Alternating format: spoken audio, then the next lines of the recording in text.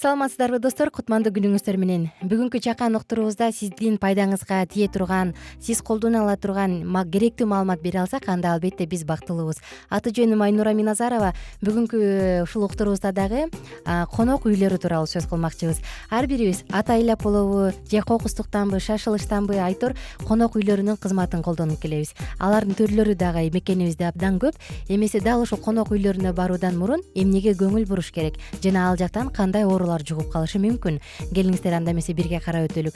Кээде билбегендиктен улам туура эмес кызматтарды колдонуп көрүп, анан адам тилекке каршы ооруга да дуушар болуп калат экен. Бул суроого жооп берүү үчүн Бишкек шаардык санитардык эпидемиологиялык көзөмөлдөө борборунун коммуналдык бөлүмүнүн сан врачы Сатаров Данияр Алимжанович төрүбүздө. Саламатсызбы? Саламатсызбы. Жакшы жетип алдыңызбы? Иштериңиз кандай? Рахмат, жакшы. Бул жаатта канча жылдан бери эмгектенип келесиз? Санитардык врач болуп. 20 жылдан ашты уже. Демек куржун бай экен да. Абдан кубанычтабыз, Сатаров Данияр Алимжанович. Бүгүнкү ушу уктуруубузда конок үйлөрү тууралуу тема көтөрүп чыгалы дедик. Анткени чындыгында азыр абдан көп, түрлөрү өтө көп. Керек болсо кайсы бир жерлерде бир 100 метр бассаң кайра конок үйү, 100 метр жүрсөң дагы конок үйү болуп калган шарт. Деги эле мындай учурда алгачкы суроом, конок үйлөрүнөн оору жуктуруп алат деген чындыкпы? Ооба, чындык. Конок үйлөрүнөн дагы кээ бир инфекциялардык ооруларды жуктуруп алганга толук мүмкүн, мүмкүн. Анда кийинки сурообуз, кандай оорулар жугушу мүмкүн жана эмне аркылуу жугат? Конок үйлөрүндө конок үй десе эле биз ойлойбуз да барып түн ичинде жатып ала турган бир комната эле деп. Жок, конок үйүндө азыр гостиница деп келебиз, көбүнчө. Да, гостиница дейбиз. Конок үйлөрүндө азыр заманбап, заманга жараша көптөгөн заманбап конок үйлөр түшүп атат. Конок үй болгондон кийин анын ичинде сөзсүз түрдө душевый дейбизби, ваннасы, тиги дааратканасы, алардын берген жанагы шейшаптары, берген жанагы тапочкасы, ушулар аркылуу кээ бир инфекциялык ооруларды жугузуп алса болот. Мисалы, конок үйдө берилип аткан жанагы азыр бирок могу заманбап конок үйлөрүндө келген адамга, конок үйгө сөзсүз түрдө бир жолу эле колдончу тапочкаларды берет. Бул бирок албетте акчасы кымбатыраак. Анын акчасын билбейт экенмин, бирок азыр заманбап конок үйлөр ошондой болуп калды да. Барганда келген кардарга сөзсүз түрдө бир жолу колдонулучу тапочкаларды берет. А эгер ошол тапочкалар бир жолу эмес, бирок андайды көрө элекмин. Эгер кайрадан колдонулуп калса, тапочкалар аркылуу көптөгөн инфекциялык оорулар жугушу мүмкүн. Бул бирөөнү эле айтсам, грибок деп коебуз, Грибок бул буттун манжаларынын ортосундагы жабыркануучу бактерия. Тапочкалар аркылуу ушуну жуктуруп алса болот да. А жанагы берилип аткан шейшептер боюнча, ал шейшептерде кээ бир инфекциялык бактериялар калып калышы мүмкүн. Мисалы,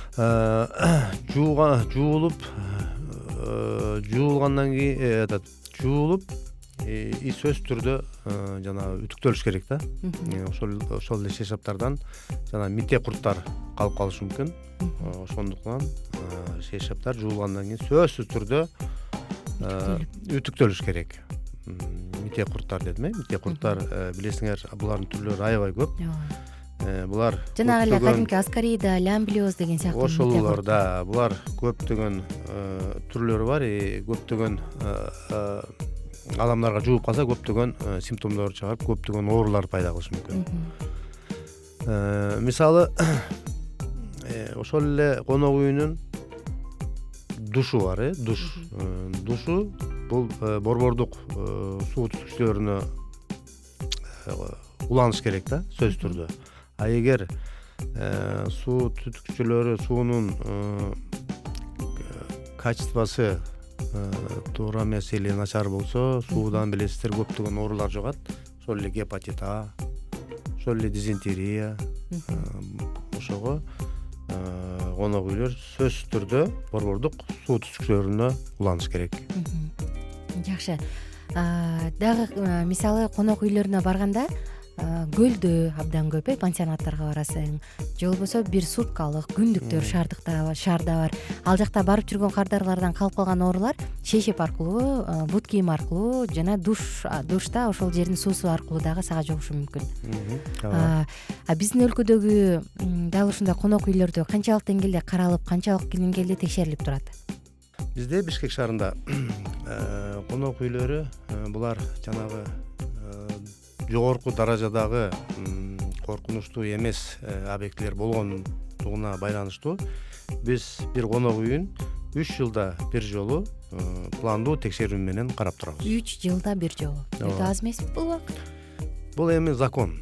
Закон ошондой чыккан, өтө коркунучтуу эмес болгондугуна байланыштуу 3 жылда бир жолу пландык текшерүүдөн өтүп турат. Мисалы жогоруда сиз айта кетпедиңизби, азыр көпчүлүк заманбап конок үйлөрү бир эле жолу кийилүүчү бут кийимдерди берет деп. Мен өзүм көргөм да, ошол жерде кийилип жүргөн бут кийимдерди эле коюп койгон жерлеринчи. Андай учурда колдонбош керекпи же кимдир бирөөнө даттаныш керекпи же эмне кылыш керек? Жок. Эгер конок үйүндө жанагы резинадан жасалган бут кийимдери булар колдонулгандан кийин, кардар колдонуп кийилип кеткенден кийин сөзсүз түрдө дезинфекцияланыш керек. Муну ошол жерде иштеп аткан жана горничныйлер кардар чыгып кеткенден кийин сөзсүз түрдө бир өздөрүнүн бир идиши болот. Ичине дезинфекциялык каражат куюлган. Ошого салып, чылап, 1 саат чылап коюш керек дагы. Сөзсүз түрдө чылап алгандан кийин сууга жууп, тазалап, дезинфекция кылып турулушу керек. Бул эми жана барган адам ошол нерсени талап кыла алабы? Муну тазалап берип койгула? Сөзсүз түрдө талап кылса болот. Жакшы. Бул нерселерден качыш үчүн дагы кандай талаптарды койсо болот? Мисалы шешепти үтүктөп бергиле деп талап кылсак болот экен. Бут кийимди алмаштырып же кайрадан тазалап бергиле деп суу кайсы жерге туташылган, суу түтүктөрү кайсы жакка туташылган, шаардыкынабы деп өзүбүз талап кылып көзөмөлдөнүп талап кылсак болот. Муну ар бир барган адам. Жакшы. Туура айтасыз. Дагы бир жолу кайталап өтөлүк. Демек, шейшеп аркылуу ар кандай мите курттар жугушу мүмкүн. Суудан гепатит А жугушу мүмкүн, жана бут кийим же болбосо шлёпкалардан, жайкы шлёпкалардан, көбүнчө эми ал жакта шлёпкалар турат да. Ал жактан грибок оорусу жугушу мүмкүн. Бул жерде кошуп кетели, бул жерде жанагы заманбап конок үйлөрүндө ичинде азыркы кезде бассейндер бар. Бассейндерин дагы көптөгөн оорулар жугат. Барган кардар, мисалы жайкы мезгилде бассейнге түшөрдөн мурун жана бассейнди иштетип аткан адамдардан сөзсүз түрдө бассейндин суусу санитардык талаптарга жооп береби? Ошону сурап билип алганга болот да. Мисалы бассейндеги суулар сөзсүз түрдө дезинфекцияланып туруш керек. Азыр дезинфекциядан сырткары көптөгөн методдору бар. Сууну жанагы тазалаганга бул ошол эле дезинфекциялык каражаттар, буларда түрлөрү көп. Бул мисалы бассейндеги суу суткасына бир нече жолу дезинфекцияланып, мындай рециркуляция деп коебуз, айланып туруш керек. Бир суткада бир нече жолу. Бир нече жолу, ооба. Мисалы азыр түрлөрү бар. Дезинфекциялык каражаттарды колдонуу, озон менен тазалоо, жана бактерициддик лампаларды коюу түрлөрү ушундай да. Ошого кардар ошол санитардык талаптарга жооп береби? Ошону сурап билүүгө акылуу. Чоң рахмат. Ардактуу достор, бул уктуруубузду дагы жыйынтыктайбыз. Албетте кийинки уктуруулардан дал ошол жаатта дагы сонун кеңештерди, сонун маалыматтарды ала аласыздар. Бүгүнкү конобуз Бишкек шаардык санитардык эпидемиологиялык көзөмөлдөө борборунун коммуналдык бөлүмүнүн санитардык врачы Сатаров Данияр Алимжанович болду. Данияр байке, сизге ыраазычылык айтабыз келип бергениңиз үчүн. Ишиңизге ийгиликтерди каалайбыз. Рахмат. Ал эми баардык угармандарыбызга кайта тилек. Кайсы гана жакта болбоңуз, өзүңүздүн ден соолугуңузду карап, ага карата баардык шарттарды сөзсүз түрдө байкай жүрүңүз деп. Кайрадан кийинки күн уктуруулардан үн алышканча жана көрүшкөнчө.